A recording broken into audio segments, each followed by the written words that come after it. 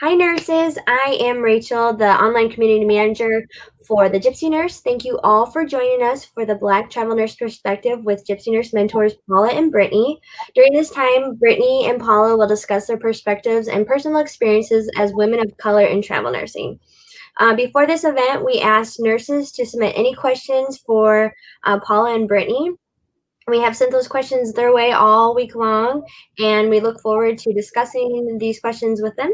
So in addition, we do invite you to ask related questions through the comments. So we'll do our best to get through them as fast as we can, or best as we can. It's only about an hour long, so we have a lot to discuss. But before we get started, just in case you're not familiar with the Gypsy Nurse, please check out thegypsynurse.com. We've got tons of resources for travel nurses, great articles, video-based content, and ratings, reviews, and a job board with top assignments. So be sure to check that out. So I'm going to let us get started. I'm going to introduce Steve. He's over here. Oh, over here.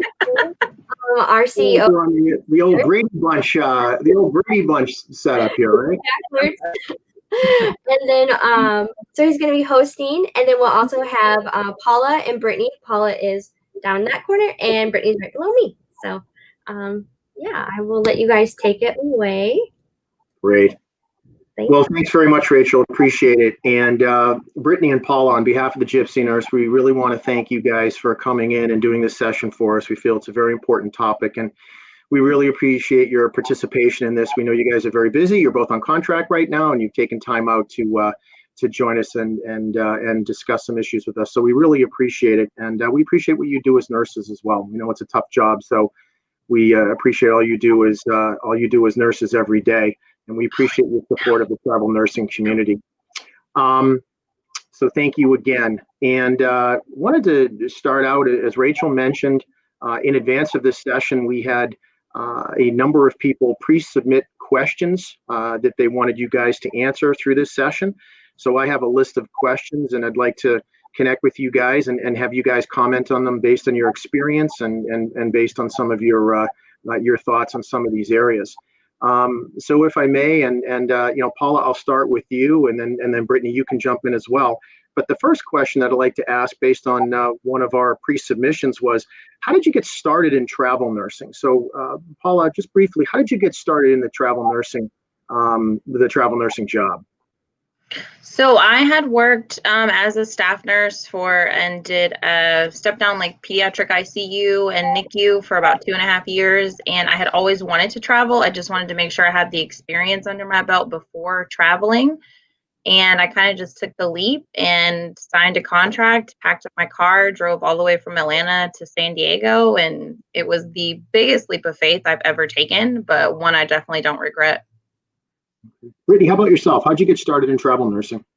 So I've actually been a nurse for going on 7 years. I started in adults, and I knew I didn't want to travel in adults, so I switched specialties right before.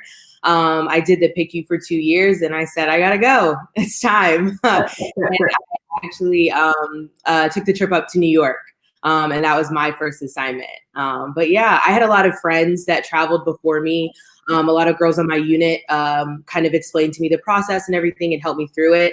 And then I just said, just like Paula, I just took the leap of faith and said, I gotta go. And Paula, right now, just you are based in Atlanta, and Brittany, you are in LA, correct? Mm-hmm. Correct. Great. Okay. So the next question that we had submitted to us is, and Brittany, I'll start with you. As a Black nurse, were you nervous to pursue travel nursing? Did it make you nervous to pursue travel nursing? I think doing anything by yourself will make you nervous, but I feel like fear shouldn't stop you. So I think if you do the necessary things to, make sure you're safe, make sure that, all your ducks are in a row and things like that. If you're prepared, things don't seem as scary. So I think that I prepared myself, and I kind of, looked at all the angles and everything like that before I jumped. But it was scary, but I don't regret it at all. It's the best decision I've ever made in my life. So I can't really say that fear would have ever stopped me. Okay. Paula, how about yourself? As a Black nurse, were you nervous to pursue travel nursing opportunities? I'm gonna agree with Brittany as well. Like, of course, I was scared because I have only ever been in Atlanta and worked in Atlanta my whole life, even though I've traveled, but I'd never like lived away from home, even for college. Like, I stayed here, so it was a huge leap for me to pack up my car and drive all the way across country and start an entire new life in a whole new city where I only knew one person. But it was something I really wanted to do. And I'm one of those type of people that once I set my mind to something, I just go for it, sometimes head first, and just make the best of the situation. And it turned out really well, and I don't regret it at all. Great. Another question we had submitted, and Brittany, I'll start out with you. Have you at times felt that you were treated differently by staff or management at hospitals because of your skin color? I actually started in North Carolina, so I have actually been discriminated against since nursing school. One of my professors actually like failed me on my health assessment, and so it's kind of just continued from there. So I'm a little bit more hypervigilant and aware of my skin color in the nursing field. But on the unit, when I'm traveling, I have personally had worse assignments. A lot of times I'll get the Black families. I'll get just like the pairs that like won't stop crying or, you know, et cetera. So I definitely know that on the unit I have been discriminated against and racially profiled. But how I've overcome that is what I do is I document everything. You know, if I'm getting floated more often than anyone else, I find out their protocols and procedures for floating. I find out, you know, how they do their assignments and how they allot, you know, their nurses and things like that.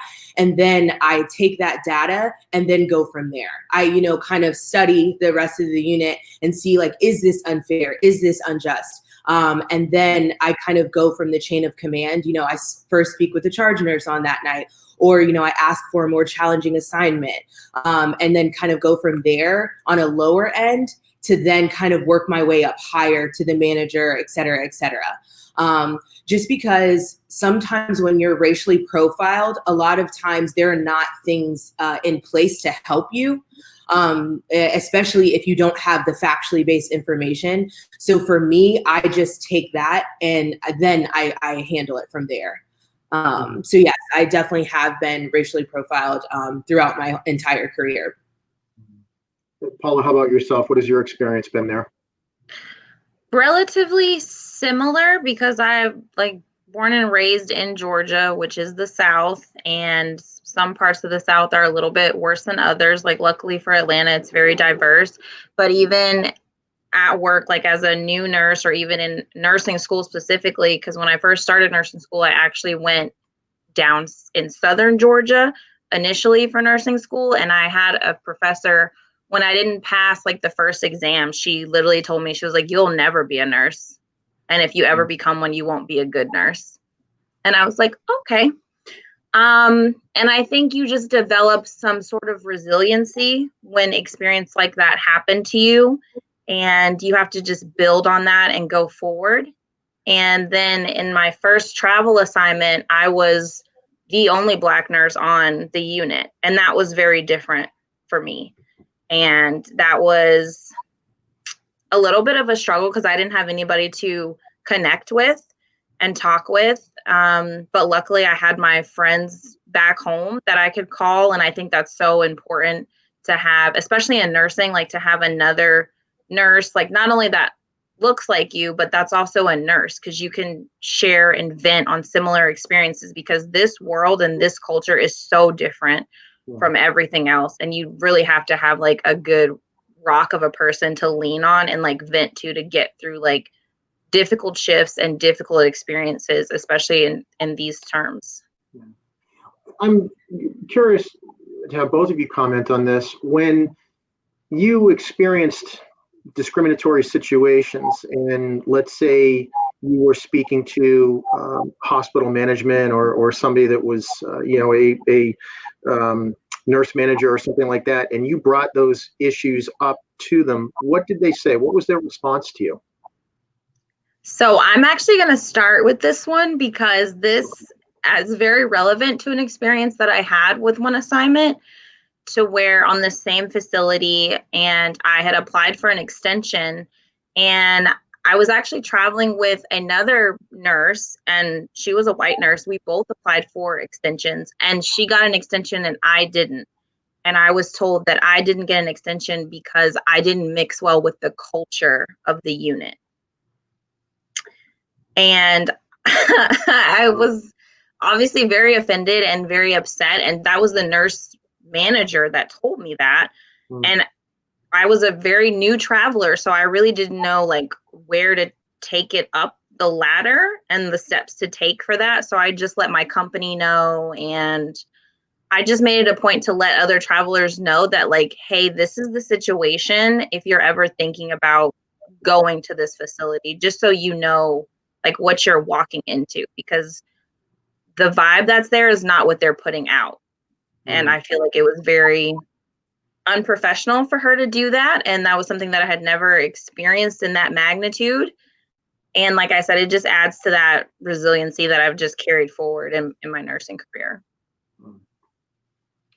Brittany, how about yourself? When you brought those issues up, what kind of responses did you get? Always negative. As we all know, there are not a lot of Black leaders in healthcare. So no one that looks like you is the person that you're talking to. So it's always going to be difficult because you're going to have to explain to them exactly how you feel to help them understand, you know, the severity of the situation, but also help them address it appropriately. And as I said before, there's not a lot of protocols and procedures. A lot of times race is, you know, swept under the rug. So issues that I've had, my company luckily has a liaison between the hospitals and my company. So I actually, like I said before, I went through the protocols and procedures and I had all my facts and my ducks in a row. I went to the liaison, I explained the situation, and they actually handled it for me.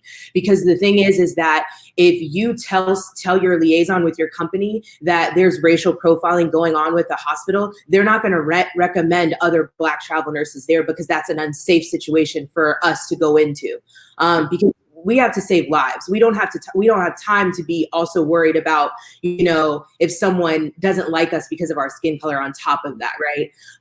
So I actually went through my liaison and they handled it appropriately. There's various things that they can do. They can find you another assignment. They can transfer you to, you know, another unit. There's various things that, you know, your liaison can do because they're the people that actually have affiliation with the hospital. So that's how I handle it. The few times that I did have issues with the actual manager. This is not always the best thing, but I quit. I mean, I like, there's some things I can't stand for. And if you don't recognize, like, my importance in an institution, just like they can find another nurse dime a dozen, I can also find another hospital dime a dozen. And I refuse to work for someone or an entity that isn't gonna, you know, handle me and my needs appropriately. So in that situation, I just left the facility. What do you guys do when you feel you're working with a patient or patient's family and they're discriminatory? How do you react to that? That's going to be a very difficult situation, because on the one hand, you're trying to do your job, and the other hand, you're obviously not feeling comfortable. So how do you work that, or have you had any situations like that? So for me, I've had it to where I've had a patient like refuse to let me provide care for them, which is really, wow. It happens so often. And I really hate to say that it happens in pediatrics, but it happens in pediatrics because you have parents that are very prejudiced or very racist, and they do not want you to put your Black hands on their white child. And so for me, when I have had that situation happen, I have just let my charge nurse know, and I've just let them have another nurse, because at the end of the day, we're sacrificing patient care, and that should never be sacrificed. I'm like, I don't have time to get into it with you and like call you out on your racism and prejudicial behaviors because your child needs immediate care, and this is just a delay of that care, and that's not what we're here for. Like Brittany said, we're here to save lives, and that's what I've done, is just gone to my charge nurse. And then I've also let the nurse manager know that, hey, this family is expressing these beliefs. And even though we don't support those beliefs, we still have to put the child's care as the priority. Same thing I've dealt with. You know, I grew up in the South, so obviously, you know, definitely happens to me or has happened to me as well. But in certain times, thankfully, I actually started on a unit with a lot of Black nurses. So there weren't really a lot of options. So at that time, similar to what Paula said before, of like, you have to build that resilience and you have to build that strong character, because sometimes there's nothing else you can do. Sometimes you have to take care of that patient because there isn't anyone else to. So I'll speak to that in the aspect of when you have to still take care of the patient. Do your job to your best ability. 100% tell your charge, make them aware, get it in writing, email your manager, do all the things to cover your bases in case something does go south, because we always believe in CYA, ladies and gentlemen. Yeah. So I definitely have, you know, done that. But at the end of the day, I still provide the best care, because it doesn't matter blue, green, purple. We are still all nurses, and we still all went to the same schools and got the same degree.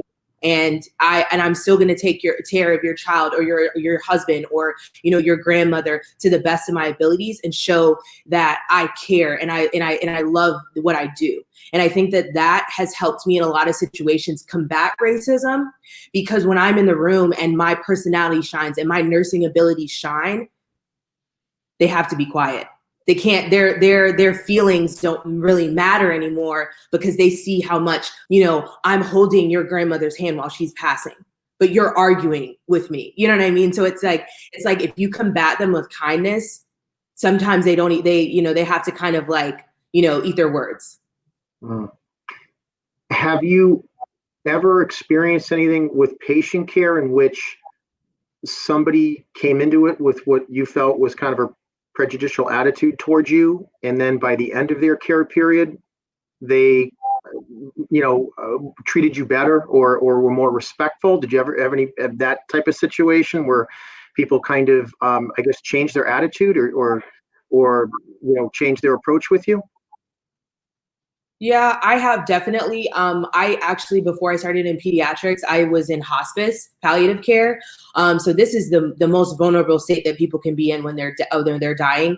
Families are torn apart. You know, a lot of things aren't in place when people die. So I have, like I said before, I've combated it with just doing my best to show that, like, I know exactly what I'm doing and I'm trying to help you through this time.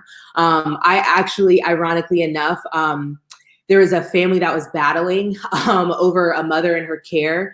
The one side of the family was racist and didn't want me. And then there was just this one daughter that was just like, just let her care for her. Just please, like, you know, you guys can't do it right now. So just like, let her. So they allowed me to do it. They still argued for the rest of the time. But throughout the weeks, I just kept taking care of her. I kept taking care of her. And the lady actually saw my dad. Ironically, this is how small my town is. Yeah. Saw my dad at the Harley store. And she was just like, I just want to tell you that, like, your daughter is such an amazing person, because my mother, like, on her deathbed, like, was thanking us for, like, allowing you to care for her, or allowing her to care for her. And it was just like, so the other side of the family seeing that and the mother saying that out loud is just like confirmation that it doesn't matter what skin color I am, as long as the patient feels loved, the patient feels cared for, nothing else absolutely matters at the end. You know what I mean? So it was kind of nice, especially because it came back around, like, and I wasn't at the, you know, the facility anymore. So it's just kind of funny. But yeah, definitely has happened to me. Yeah, I would imagine that when you do run into prejudicial situations and people are not treating you well, that it's got to get you down, and it's going, you must have had times where you're saying, why am I doing this? And yet, you know, when you turn out with a positive type of situation where somebody turns around and you're saying, well, this is really what it's all about, that you feel like you're in a much better place. So absolutely. Interesting. Another question that we have is that was submitted to us is, can you guys describe your experiences in traveling to an area where no one looks like you? So you go to an area that, let's say, is predominantly white. How do you feel about, taking an assignment and working in an area like that? Is it a difficult experience? Do you not think much about it until you get to work, or what type of mindset do you have? So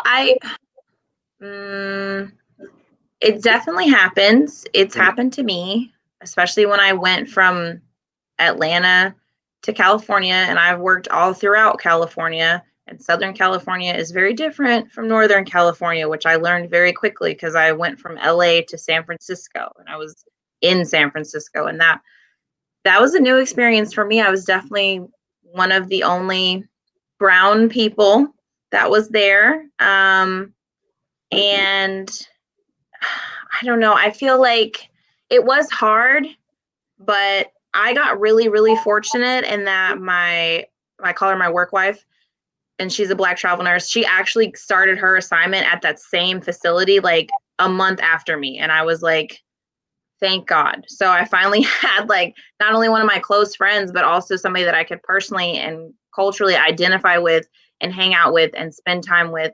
And that was really good. And we were able to go and do stuff and explore.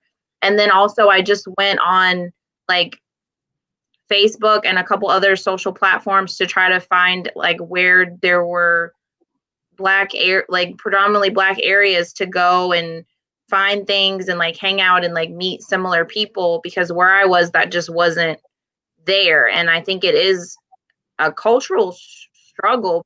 It's a culture shock and a little bit of a struggle because no one looks like you.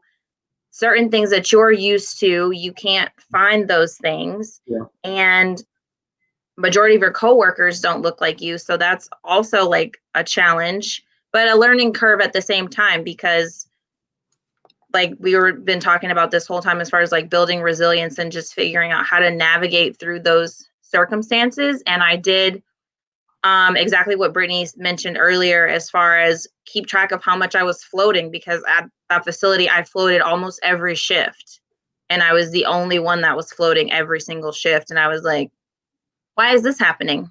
Yeah. And I had to reach out to my company liaison and let them know, like, hey, this is what's going on. Like, I don't think this is appropriate. Like, I need you guys to investigate and figure out, like, if there's some underlying prejudice that's occurring here.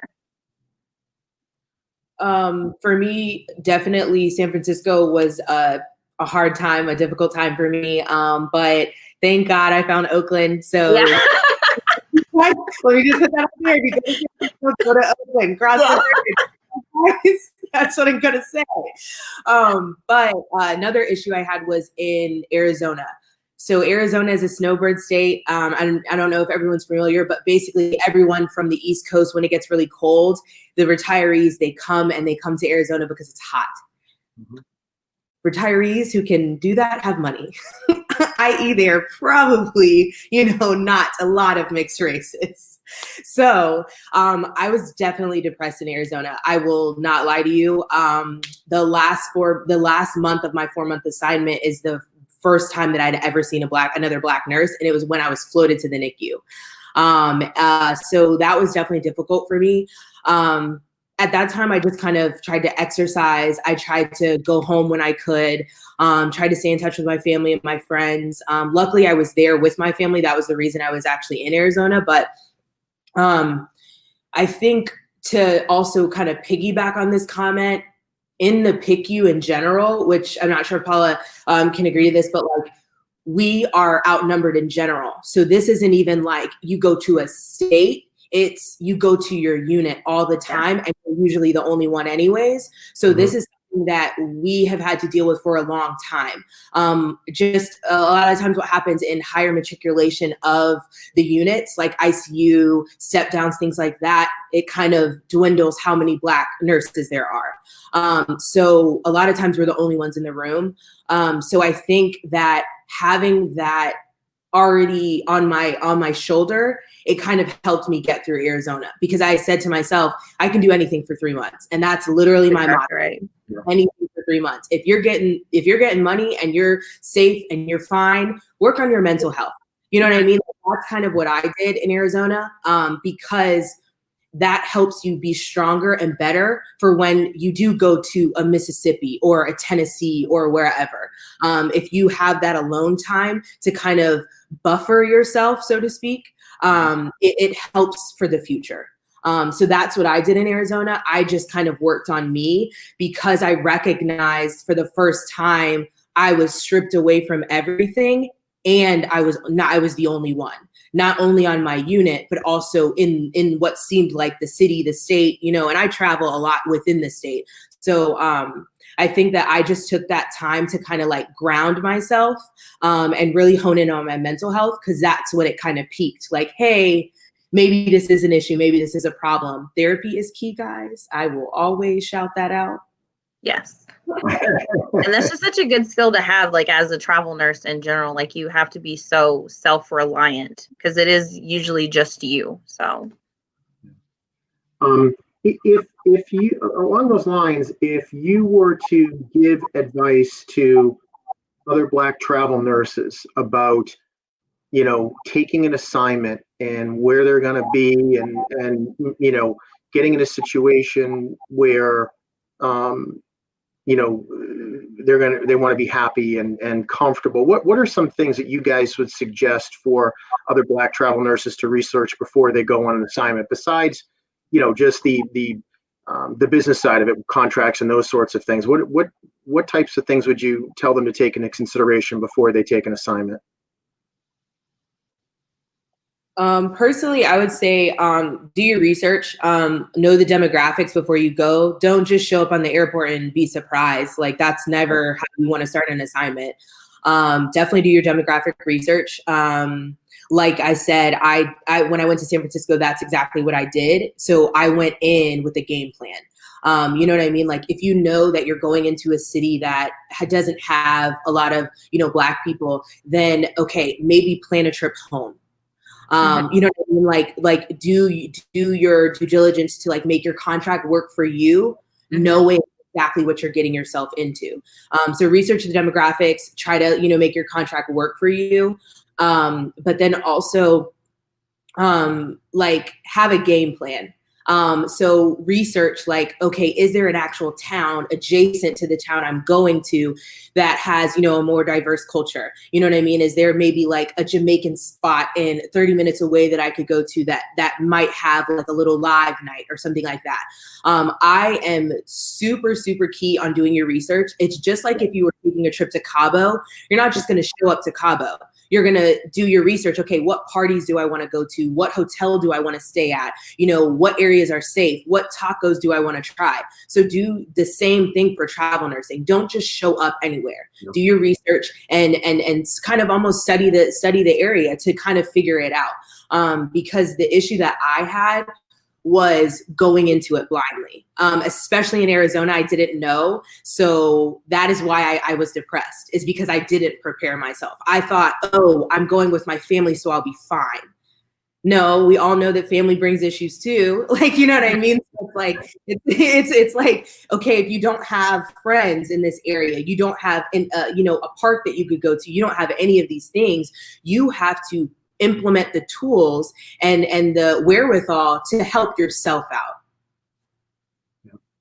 Yeah, I agree with all of that. You have to definitely like research everything just past the facility, because I feel like a lot of times travelers like just focus on like the hospital, and if it's a good hospital and if it has good patient safety scores and all of those things, but you have to take into the fact that you're talking about living there for at least 3 months, possibly longer, considering everything going on with COVID. A lot of us are where we hadn't planned on being for very long. So it is more important now than ever that you do your research, because you may be at that facility for 6 months and in that small town. So it's important to know like what's there and what type of resources are there that are culturally relevant to you.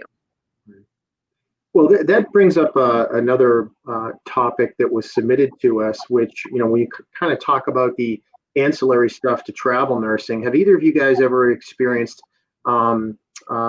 any racial prejudice relative to using local services or things like housing or grocery shopping or stores or anything like that? When you guys have traveled to certain areas, have you ever experienced anything like that? Any sort of racial profiling or prejudicial treatment with some of those additional outside services? You want to rent a house, you want to rent a car. Have you guys experienced that on assignment? When I went to a housing unit, I won't say the overarching company because, legality. But I went with a housing company, and I show up, and the woman's like, I'm like, hi, I'm Brittany. I'm going to be renting your house this week, whatever. And she's just like, huh. And she kind of like is taken aback, isn't really welcoming, doesn't give me the keys right away. And I'm just like, this is really weird. Like, what's happening? But I'm just like my normal cheery self. And she's just like, we finally get past that like hump. But then we get into the house, and she's just like, you don't really look like your picture. And I was like, okay, what do you mean by that? She was like, well, did you use yourself as your picture? Because you look a little darker skinned than the picture, the profile picture. And I was like, let me pull it up. So I pull up the picture, and I was like, oh, I mean, like, I was at a wedding, so, my makeup's a little bit different right now. I just drove a couple of hours, so I might look a little different. And she was like, well, no, you just I didn't know if you used like a white person for your photo, so you wouldn't be racially profiled. Wow. And I was like, is that a problem? Because now that I'm here and I'm Black, and you maybe I didn't get a little sun that picture. Like, I don't know what you want me to say because it's my picture. But so how do we handle this? Because it seems like you have an issue that I am now a Black person renting from you. No, it's not that. I've had friends who have been racially profiled, and I didn't know if that was one of your tactics, to have a good rating or to obtain the housing. And I was just like, I just want to let you know that you're making me feel extremely uncomfortable right now by this conversation. And if you do not feel that, you would like to rent to me, I am highly capable of finding another place to stay. So I would just like to know now, before we unpack our bags and such, if this is going to be an issue or problem. And because I combated it head on, and this is, some people probably cannot do this, but because I combated it head on and I let her know that this is inappropriate and we're not going to do it. Some people probably would have left, found another housing arrangement. But at that time, I needed to call her out on it and address it to then see if it was going to continue to be a problem, because there are fail safes in these entities. So Airbnb, Furnish Finders, all these things, if you're using these companies, they have ways that we can say that we were racially profiled. Because I also had a witness in this. So at that time, I definitely felt 100% racially profiled. Right. But I handled it in the manner that I did. And I never yelled. I never got loud. You know what I mean? I said what I needed to say to help her understand. And then I stayed there the rest of the time and I had a great time. But I definitely made her aware that this was uncomfortable, and that whatever she needed to work out, that's fine. We can't do this. Right. Well, that was just big on you to handle it that way, because I feel like that's the best way to handle those type of situations, is to make the person aware and suppress your anger and wanting to just go off and check them, because that's usually the first response I have. But then I'm like, okay, no, let's not do that. Let's maintain professionalism and just kind of call them out on it. Because I've never had an issue with any housing, but I have had an issue where I was looking in San Francisco because I didn't know about Oakland and how it was going to have everything that I needed with certain things that was there, because I did not do my research before going from LA to San Francisco. So I thought I would be able to just go down the street to find a beauty supply store that would have all the stuff I need to do my hair. And that did not happen for me. So I found this one hair care store, and I went in there and they didn't have anything. And I asked the lady, I was like, I'm looking for this, this, and this. And she was like, we do not have that here, and I do not have anything that can help you, and you need to go somewhere else. Nowhere in this vicinity is going to be able to help you. I was like, okay, well, where can I go? Can you tell me where I can go, since you're not going to get my business and someone else will? And I feel like that's just what you have to do, is just kill them with kindness, in the best way you know how to, and like make them aware, because honestly, I think a lot of people are just not aware of their own prejudicial mannerisms when they're using them. Like, they have no clue, especially if no one has ever called them out on it. They just have no idea that they've had this mindset of tunnel vision for so long, until someone has the boldness to be like, actually, you're wrong, and the way you're treating me is wrong. Yeah. And so in those situations where you've actually had that kind of interaction, is it when you kind of go back to people in terms of how they're treating you, do they act surprised, or they're like, well, I don't know what you're talking about? I mean, are they kind of taken aback when you challenge them on it? I've had both. Especially because, like, I'm Black, but I'm also biracial. So I've definitely had white individuals tell me, like, well, what do you mean? Like, you're white too. So how are you going to sit up here and tell me that I'm racist? And I'm like, yeah, but I'm also Black. So that's how I'm telling that you are racist. Like, this is what I'm trying to get you to understand. So sometimes people are more open to it, and sometimes they're not. And that's just their own personal ideology and how they were raised, and they're just closed-minded, and the only thing that you can do is educate them. And as nurses, we know how to educate better than anyone else, because that is what we do every day. And you're also more patient than anybody else. That too. Depends on where you catch me, Steve. Right?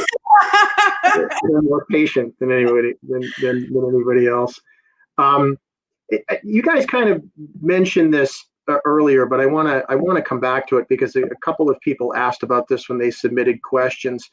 Are there any cities or certainly areas of the country that you guys have felt more welcome as a Black travel nurse? Are there certain areas that you felt, you know what, this is very welcoming, I feel very comfortable? Any cities or regions that you guys would say kind of jump to the top of the list from that perspective? I personally, I'm a little biased, but the East Coast for me has always shown love, whether it be New York, DC, Baltimore area.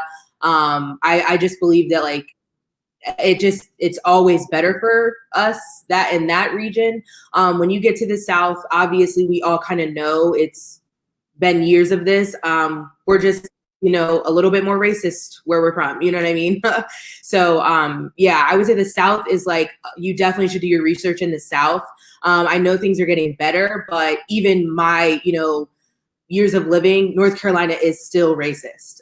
You know what I mean? So, like, I would never say, like, tell somebody, like, go to North Carolina, it's going to be great. Yes, it will. You just have to find the correct place for you to be in North Carolina, so to speak.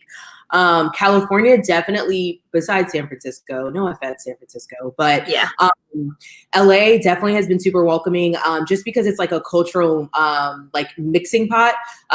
So I think that LA has been great for me. I'm still the only, Black nurse on the unit. But at least outside of the unit and outside of the hospital, you feel welcomed and you feel like, you're there. And I think here also in the West Coast, they're just not overtly racist. I think very passive. Yeah. In the South, I think they're just like blunt with it.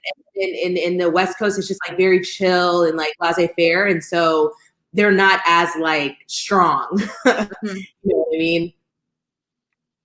Yeah, I will agree with Brittany on that as well. San Francisco didn't do it for me at all. I did love LA so much. That's why I stayed there for 8 months on my assignment. And I had like a blast, and I felt like it was very culturally diverse, because for me, like, I want to be around people that like not only look like me, but also I just like diversity like all the time, because in my home, because I grew up in a multiracial household. So like, that's just what I'm used to. Like, I don't feel comfortable if I'm somewhere where there's just one race of people, no matter what that race is. I like to have a mix of everyone. So I found that in LA and I really loved it.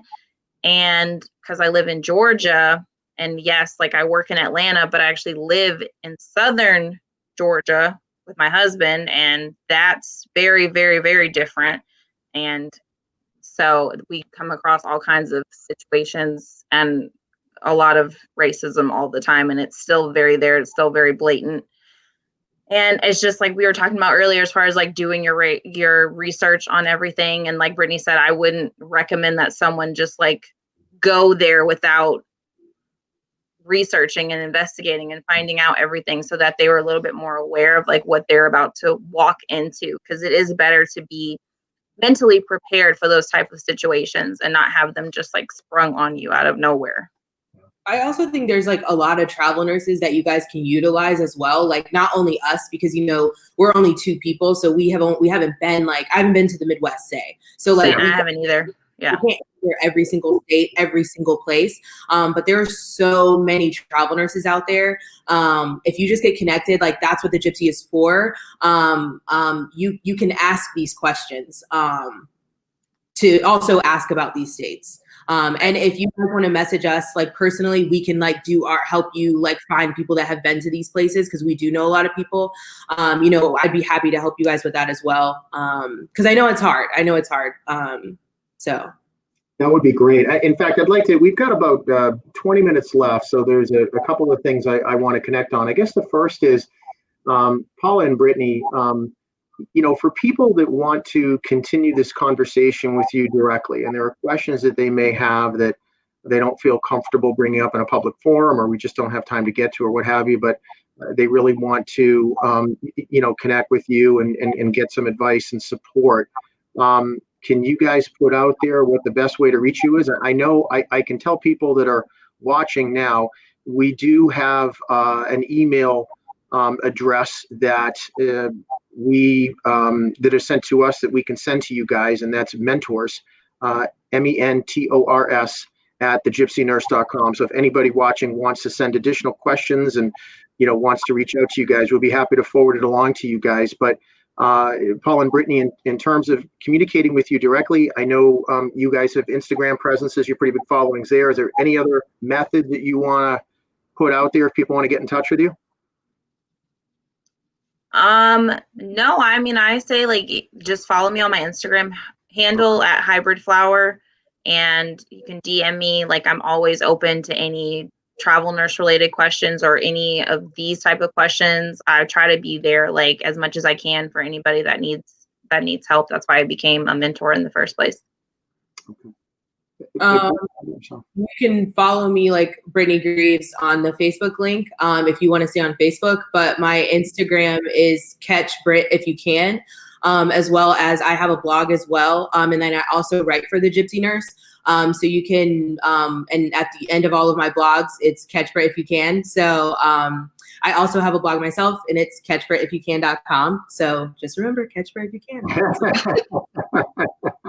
Well, I guess the bottom line is there's a number of ways for people to connect with you, but I just didn't want that. Number one, we definitely want to do this again, and we want to do this on a regular basis. If you guys are willing and available to do it, we'd love to continue to do this. So this is not to be looked at as kind of a one-off.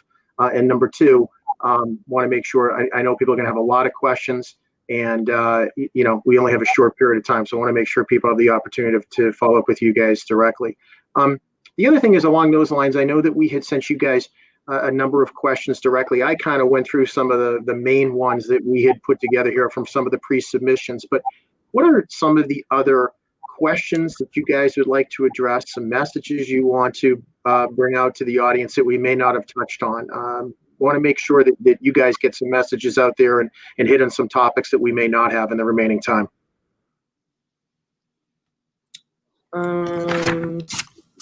Sure. Oh, I think another thing that a question that was asked was about like finding hairstyles and nail salons and etc. I know that that's been difficult for me.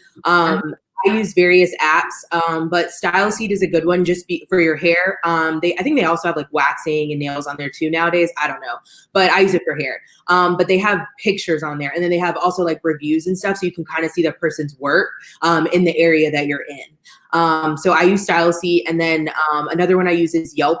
Obviously, like that's a huge one. But the thing is it like once you're like really reading the comments, you'll understand like who is responding, and then also like how they're responding and what they're saying about the things.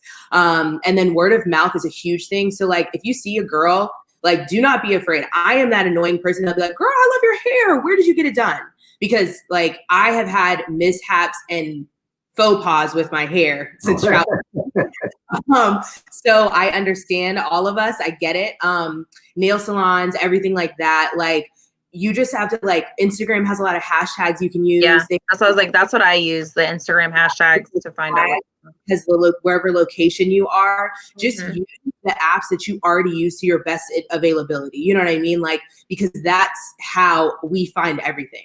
Because, you know, we're not all like fluent in wherever we are living. You know what I mean? But if you catch somebody on the street, in the grocery store, wherever, like, do not be afraid to just ask them, because you don't know.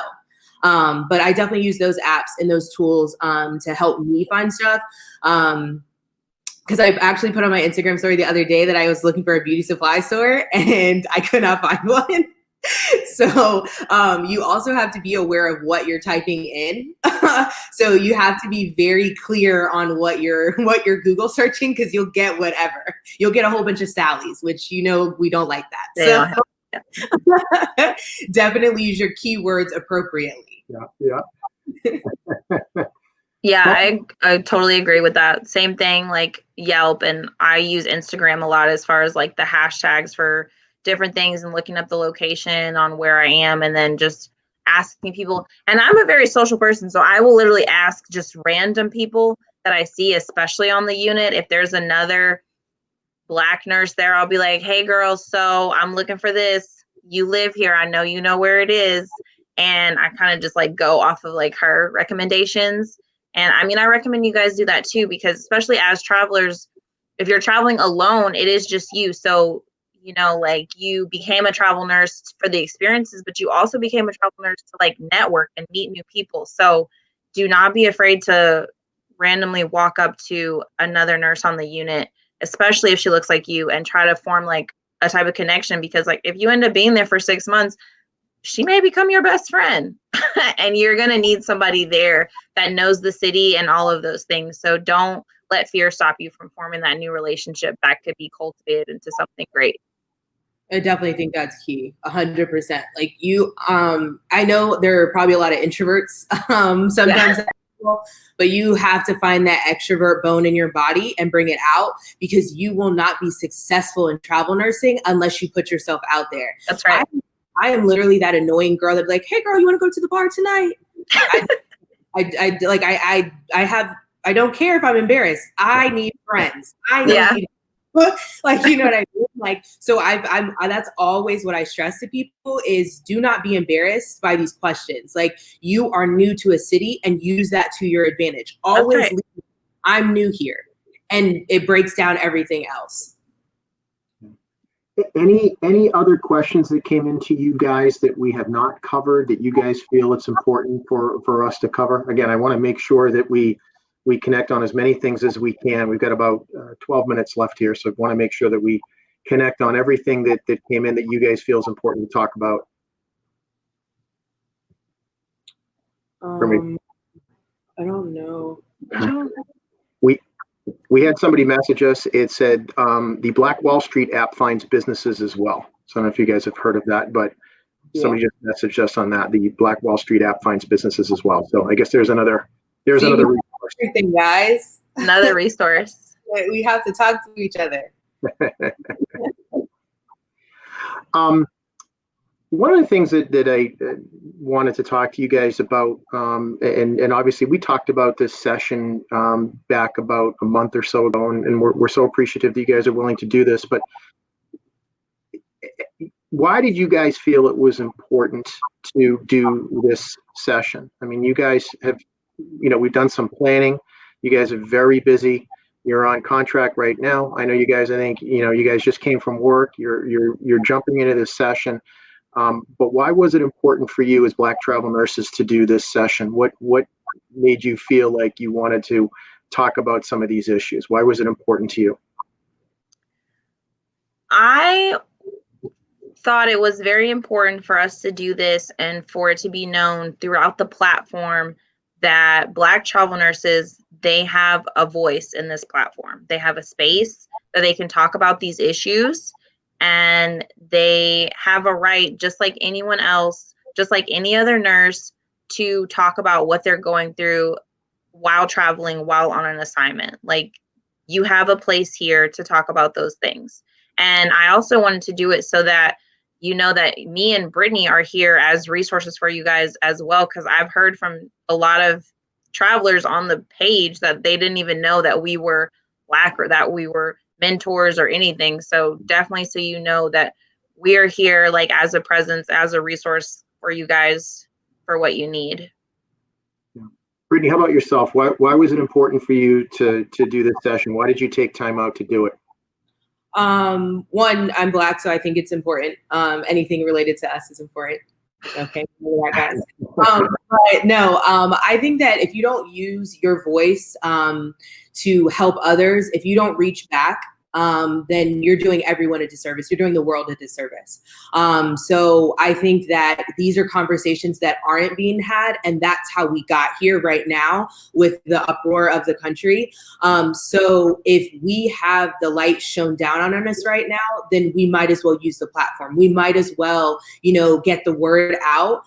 If we can help at least one person, right, then that's fine. Then we did our due diligence and we did our job. You know what I mean? And I've always been that person, whether it's, out in the world or in my family or whatever. I just always want to help people. And I think that in this time now more than ever, we need help. To push the ball forward, to push the needle forward on, these conversations and this awareness. So for me, it was just super important, especially for us to feel seen and heard, because I know that that's a difficult issue for all of us right now. And the fact that you guys made space for us to feel seen and heard is definitely appreciative on our part. Well, we appreciate your doing this, and I wanted to take a minute to just to talk a little bit about the Gypsy Nurse and the Gypsy Nurse platform, and really some modifications that we've made to the platform to really try and facilitate conversations like this, and give people a voice on the platform.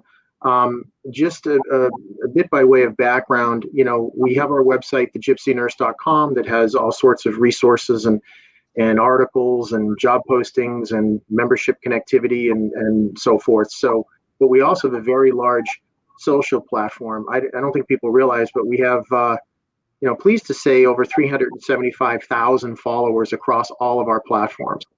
So on Facebook alone, in the network group, which is the main conversation group, we have almost 120,000 members in that group, many of whom are active every day, every month. Certainly leading up to the national situation of a few weeks ago with, George Floyd and some of the other, issues that went on. Prior to that, our group guidelines had been that we did not have discussions in the group about things like race or gender or sexual orientation or what have you. And those guidelines had been in place for many, many years. And it was not to be divisive. It was not to be withhold voices, but it really was to try and have the conversation really focus more on travel nursing. And, as I said, these guidelines were in place for a number of years. And, given recent events, given the discussion that we had with you guys, and we appreciate your support here. As you guys know, we have modified the guidelines in the Gypsy Nurse Network group, which is our main discussion group, that we are facilitating what we call sensitive topics. So issues relative to race, issues relative to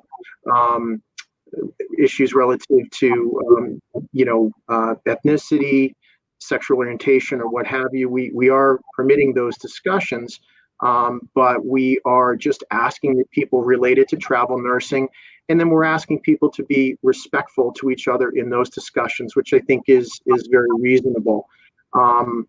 So we have modified those.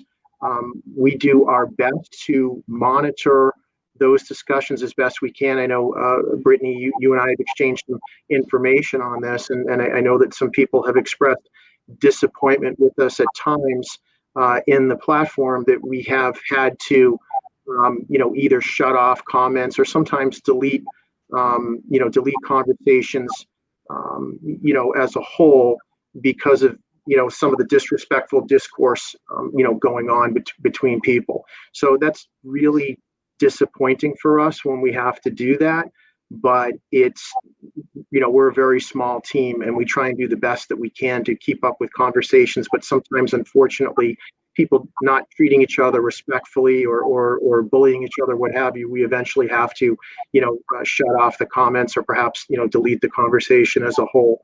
So I guess I just wanted to take this opportunity, number one, to thank you guys for your guidance there, and helping us to modify our group guidelines, help to facilitate some of these discussions, and really help us to be supportive of these sorts of discussions. But also too, wanted to let people know that are attending this session, that may have been disappointed by sometimes that we have to shut off comments or have to take posts down. It is not because we're not supportive of the conversation. Unfortunately, it's just because people are not being respectful to each other. I mean, I think this is a great example of a very meaningful and open discussion. And, we would hope that discussions like that on the platform, were like that all the time. But unfortunately, sometimes people just, don't respect each other. And, eventually we have to, shut off comments or unfortunately take the post down. But I did want people to be aware of that. And again, we appreciate your guidance there. It's been very helpful and important to us. So anything else that you guys would want to cover as part of our conversation, or anything else that we could message to people there that may be looking for some guidance or support from you guys? Just thankful for the opportunity, and I'm glad that you guys did address the issues in the guidelines, because I know that was a big thing. And like I stated before, my biggest thing with this was just letting Black travel nurses know that they have a space to talk about their experiences while on assignment and while traveling in the page, because it's relevant for all of us. It's Absolutely. relevant for all of us to know what's going on, and in that city, in that town, in that facility, in that housing market, whatever it is. It's relevant for the future travelers coming. It's also relevant for the travelers that have been there, that can then reach out to me and be like, oh my God, yes, I went through the same exact thing. So that's so important to call out all of those things and recognize it. So I just wanted all of us to know that we do have a space in this platform to talk about those things, because it is relevant to what we do. I think for us, it's just key to recognize that change can happen, and that you shouldn't hold people to something, from X amount of time. As Steve said, they're trying, they're working on it, they're aware, and acknowledging is the first step. Right. So if you guys have any other concerns or comments or anything like that, we're all ears and open, and the conversation is being had. You may not hear it or see it, but it's definitely being had, as Steve said. So we're definitely on your side, and, rooting for everybody. So we definitely just want to let you all know that we are here, and that we see you, we hear you, and that we're having the open dialogue with Steve and Rachel. So just let us know, you know what I mean? How we can get better. We can't get better, by ourselves. So we appreciate you guys for all tuning in and everything like that, and listening. And then, for the Gypsy for allowing us to be here, to opening the doors to this conversation. So. Thank you, Brittany. Listen, just as we wrap up here, again, I want to thank you both, Paula and Brittany. Thank you so much for taking the time out to have this conversation with us and have this conversation with our audience. Again, I think it's really important. I appreciate the support that you guys have given us, not only over the past few weeks, but also the past few months, with some great content, some, great, I know you guys have done some video content. You guys have done articles. So we really appreciate the ongoing support, particularly over the past few weeks. Just as we close it out, I want to reiterate, the Gypsy Nurse and our organization and our social platform is a welcoming place where we exist for one reason and one reason only. That's to support travel nurses, and we'll do everything we can to support them. As I said, we will continue to do the best we can to make it a welcoming place for everyone. We ask that people treat each other with respect and kindness and support and love throughout the platform. We will do our best to facilitate those conversations. And we look forward to continuing to support the travel nursing community going forward. So thank you guys both very much. Really appreciate it. This was a great discussion. I would like to schedule something again soon, because I think this is really just a small part of the conversation that we should be having going forward. And we look forward to reconnecting and setting up another conversation very soon. But thank you guys for your support. Thanks everybody for attending. We appreciate it. And we will talk to you all soon. Bye. Bye. Thank you.